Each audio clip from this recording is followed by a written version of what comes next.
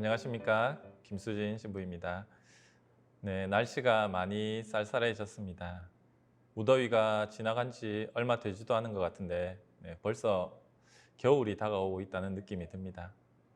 건강 관리 잘 하시고 특히 감기 조심하시기를 바랍니다.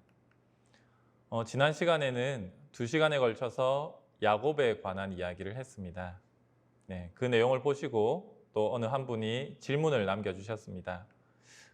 제가 정확하게 이 질문을 이해했는지 모르겠는데 야곱의 모습을 보면 이 장자권을 부정적인 모습으로 가져갑니다. 형을 속이면서. 네, 그런데도 불구하고 하느님께서는 계속 야곱의 편을 드시는 것 같은데 왜 그런가? 네, 나쁜 짓을 했으면 오히려 꾸짖으셔야 되는데, 벌하셔야 되는데, 이런 의도이신 것 같은데 맞습니까? 네. 아마 양방향의 강의가 아니라 일방적인 강의이기 때문에 이런 부분이 조금 어려운 것 같습니다. 제가 제대로 이해했는지 모르겠지만 어쨌든 이런 의도가 아니시면 다시 한번 질문을 주시고요. 제가 지난 강의들에서 하고자 했던 이야기의 포인트는 하느님을 만나기 전의 야곱과 하느님을 만나고 난 뒤의 야곱의 모습이 다르다는 것입니다. 야복 건널목을 건너기 전에 야곱의 모습과 또 그 건널목을 건넌 후에 이스라엘이라는 새 이름을 부여받은 야곱의 모습을 한번 비교해 보십시오. 네. 앞에서는 계속 자신의 이름에 걸맞게, 이 야곱이라는 이름에 걸맞게 속여서 상대방을 넘어뜨리려는 모습이 주를 이루고 있습니다. 네. 그래서 자신이 주도권을 잡고 싶어 합니다. 하지만 하느님을 만나고 나서는 형을 주인이라고 부르고 있고 또 자신을 종의 자리에 놓습니다. 창세기 33장 14절. 그러니 주인께서는 이 종보다 앞서서 떠나시기 바랍니다. 자신이 장자권을 가지고 있음에도 불구하고 자신이 우선권을 쥐고 있음에도 불구하고 형의 얼굴을 앞세우고 있고 여기서도 얼굴이라는 단어가 들어가고 있습니다. 형을 주인이라 부르면서 자신의 장자권을 넘겨주고 있습니다.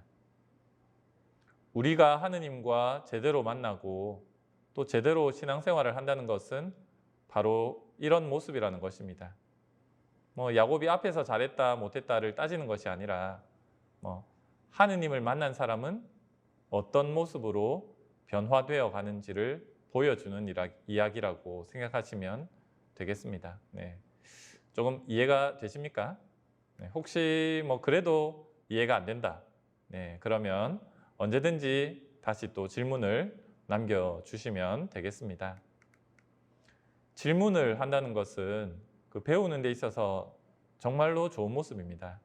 네. 다른 분들도 강의를 보고 그냥 넘어가지 마시고 질문이나 의견을 댓글에 남겨주시면 또 이야기를 하는 저에게도 큰 힘과 도움이 될 것 같습니다.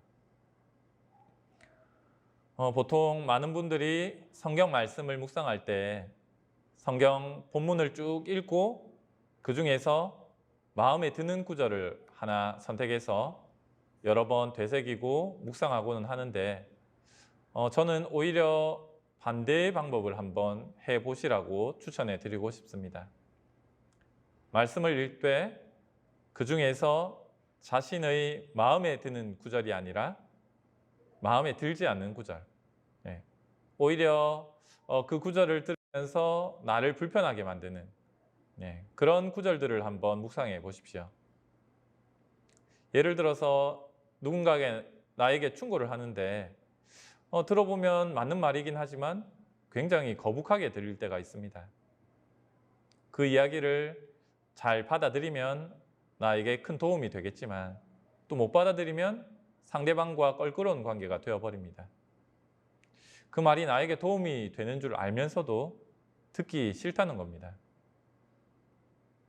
하느님께 부르심을 받았던 그 많은 예언자들도 하느님의 말씀이 일단은 자신에게 감당이 되지 않았습니다. 그럼에도 불구하고 그 말씀을 자신의 것으로 삼고 또 전해줬지 않습니까? 우리는 보통 자기 마음에 드는 말은 잘 받아들이지만 자기 마음에 들지 않고 오히려 불편하게 만드는 말은 거부해버리고 흘려버립니다. 그런데 우리가 신앙인의 모범으로 삼고 있는 성모님은 어떻습니까? 성모님은 시종일관 말씀을 품고 살아가셨던 분이십니다. 말씀이 사람이 되시어 우리 가운데 사셨다. 바로 이렇게 살이 되신 말씀, 사람이 되신 말씀을 처음부터 끝까지 품고 살아가셨던 분이십니다. 그런데 이 말씀이 항상 축복이고 기쁨으로만 다가왔겠습니까? 네. 성모님은 출발 전부터 처녀가 아이를 가질 것이라는 그 너무나도 터무니없고 감당되지 않는 말씀과 마주하게 되었습니다. 그래서 성모님의 반응도 저는 남자를 알지 못하는데 어떻게 그런 일이 있을 수 있겠습니까? 네, 감당되지 않는다는 것입니다. 하지만 성모님은 어떻게 하셨습니까? 보십시오. 저는 주님의 종입니다. 말씀하신 대로 저에게 이루어지기를 바랍니다. 그 말씀을 받아들이셨습니다. 그 뒤에도 어떠셨습니까? 네, 성모님이 파스카 축제를 보내기 위해서 소년 예수님과 함께 예루살렘으로 갔다가 그 예수님, 말씀 자체이신 분을 잃어버렸습니다. 그 뒤에 성전에서 사흘 만에 다시 되찾게 됩니다. 그런데 그때 말씀 자체이신 분께서 남겨주신 말씀이 뭐였습니까? 왜 저를 찾으셨습니까? 저는 제 아버지의 집에 있어야 하는 줄을 모르셨습니까? 아마 성모님의 입장에서는 너무나도 당황스러운 대답이었을 것입니다. 그래서 성경은 이렇게 전합니다.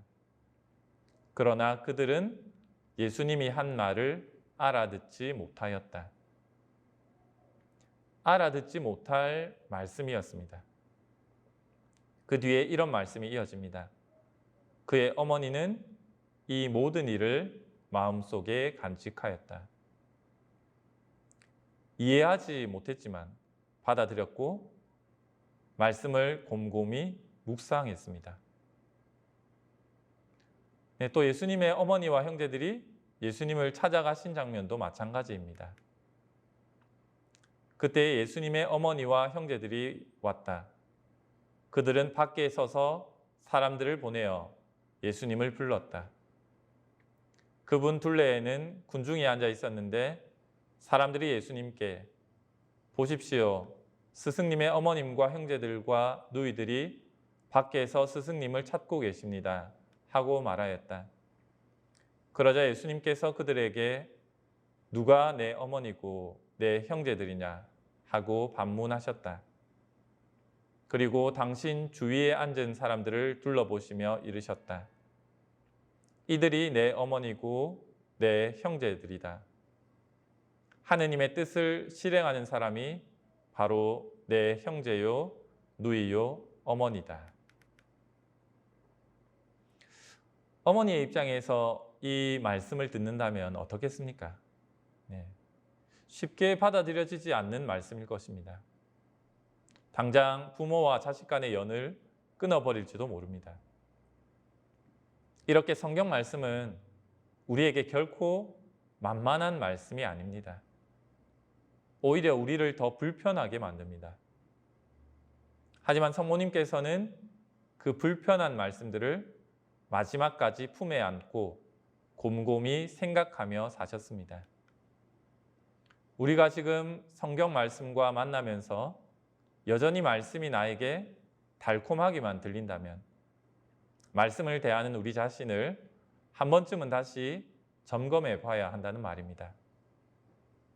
혹시 나는 나에게 달콤하게 들리는 말씀만 하느님의 말씀으로 삼으면서 살아가고 있는 것은 아닌가?